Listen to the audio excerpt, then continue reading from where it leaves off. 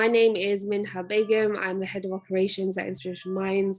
We were founded in 2014, on the initial research that our co-founders did, that found that Muslims and BAME groups didn't seek support for their mental health due to a number of barriers.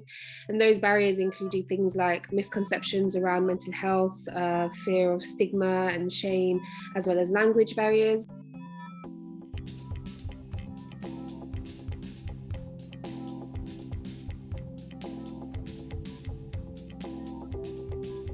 The idea of talking about suicide to some people, for some people, is just a no-go. They just wouldn't do it.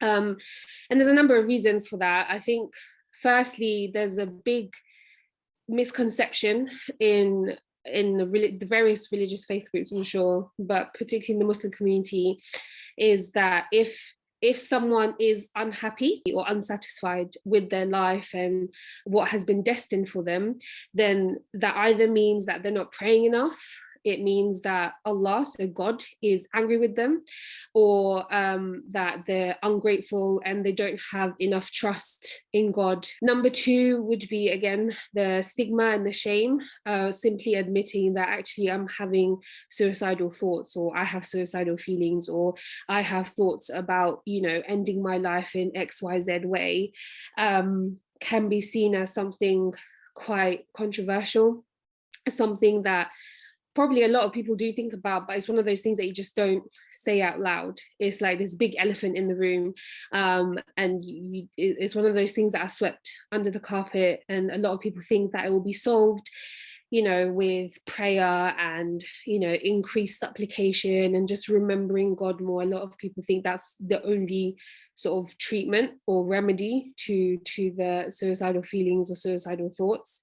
Of course, like I said previously, we do see religious obligations as a way of building resilience, as a protective factor, as a way of obtaining optimism and hope, but we don't see it as, this is the reason why you're experiencing mental health issues.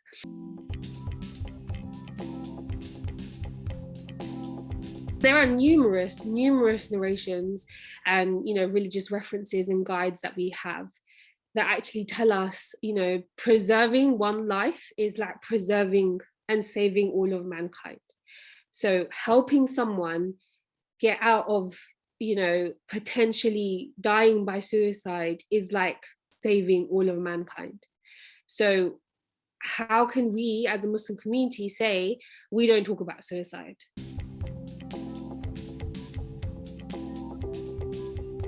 This thought of not burying or completing the rituals of burial and the funeral prayer on somebody who's died by suicide stems from a narration during the Prophet, peace be upon him's life, where he didn't attend the funeral of one of his companions that died by suicide, but he encouraged all of his other companions by saying, you should go, you need to fulfill your rights as a companion of this person who's died, but I'm not going to go because I don't want to normalize suicide. I don't want to normalize this behavior.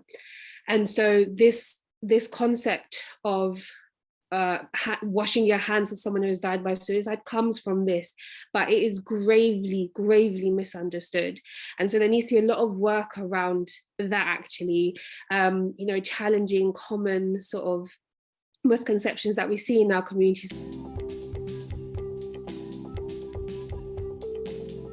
I think the number one thing, anyone listens to this, I think the number one thing you could do is equipping yourself with the right tools on how to identify it within yourself.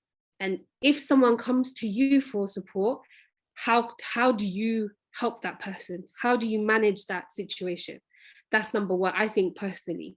There's lots of, courses and online, Papyrus have an amazing training system that you can teach yourselves. And knowledge is power, right? Knowledge is better than memorization. Knowledge is, better than acting out of ignorance. Knowledge is deliberation.